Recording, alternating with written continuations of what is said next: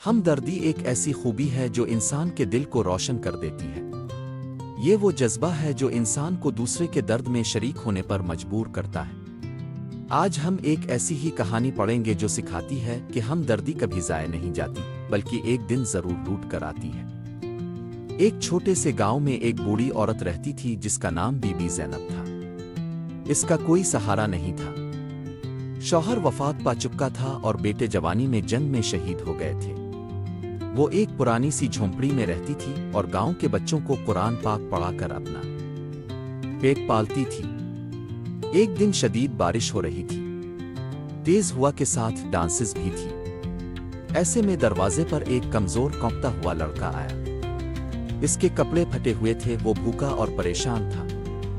اس نے be be زینب سے کہا، بی بی جی میں 3 دن سے بھوکا ہوں، اگر کچھ کھانے کو ہو تو دے دیجیے۔ بی بی زینب نے اس کا چہرہ غور سے دیکھا اور چولہے پر رکھی ہوئی اپنی آخری 2 روٹیاں اسے دے دیں۔ خود صرف پانی پی کر خاموشی سے لیٹ گئی۔ انہوں نے نہ اس سے نام پوچھا، نہ کسی بدلے کی توقع کی۔ وقت گزرتا گیا۔ بی بی زینب اب اور بوڑھی اور کمزور ہو چکی تھی۔ ایک دن ان کی جھونپڑی بھی بارش میں گر گئی۔ وہ بے سہارا کھلے آسمان تلے بیٹھی تھی، آنکھوں میں آنسو اور چہرے پر بے بسی تھی۔ اسی دن گاؤں میں ایک بڑی گاڑی آ کر رکی۔ ایک نوجوان سوٹ پہنے ہاتھ میں تحفے لیے گاؤں کے لوگوں سے بی بی زینب کا پتہ پوچھ رہا تھا۔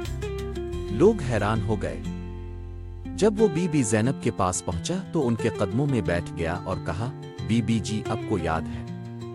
کئی سال پہلے ایک بھوکے لڑکے کو اپنے کھانا دیا تھا، وہ میں تھا۔ آج میں کامیاب کاروباری انسان ہوں۔ یہ سب اب کی ہمدردی کا صلہ ہے۔ اس نوجوان نے بی بی زینب کے لیے نیا پکا مکان بنوایا، ان کا علاج کروایا اور مہینے کا خرچ بھی مقرر کر دیا۔ گاؤں کے لوگ حیرت میں تھے، لیکن بی بی زینب کی آنکھوں میں صرف آنسو تھے، شکر کے، خوشی کے اور اس یقین کے کہ ہمدردی رائیگاں نہیں جاتی۔